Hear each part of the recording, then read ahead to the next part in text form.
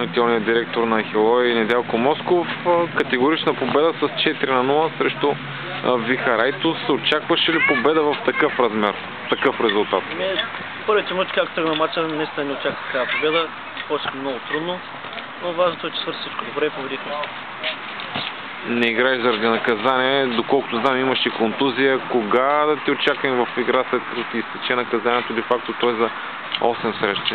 Той е за 8 срещи, но по принцип контузията е по-важна, тя е по-сериозна и мисля, че за пролетния поведел да в игра и тогава ще обжалваме наказанието, ако може да ми го намалят и да влезе в игра.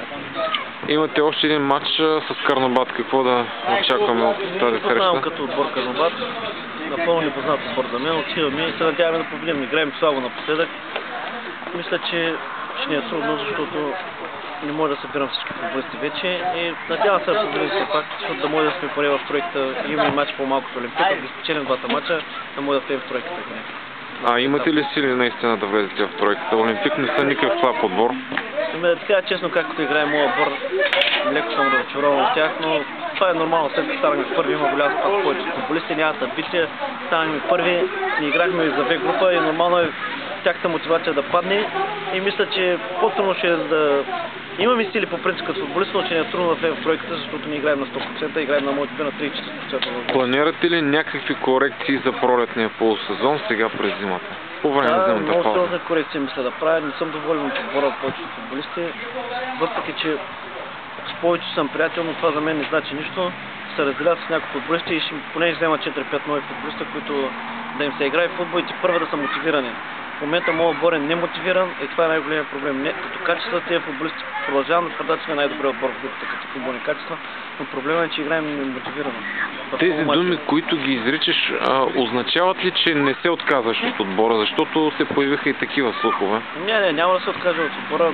В един момент бях отчаян, защото имаше някакви работи, които бях недоволен от Бургаския футболен съюз, но няма да се откажа от отбора, продължавам напред.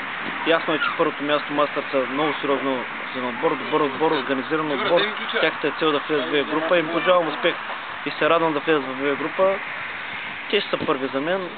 Аз просто подготвям отбора, няма да го оставам, ще ръководя отбора, мисля, че още много дълги години, няма да се отказвам. Това беше може би малко бях отчаян от някои работи. Много бързо го казах, неумислено, сега съм на друго мнение. Марсел Елам е оставил ли в отбора? Да, Марсел Елам е в отбора, просто им прави в момента някакъв трансфер. Мисля, че даже последния матч с Олимпик ще играе.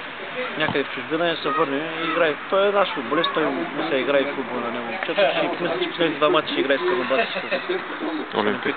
Добре, благодаря ти.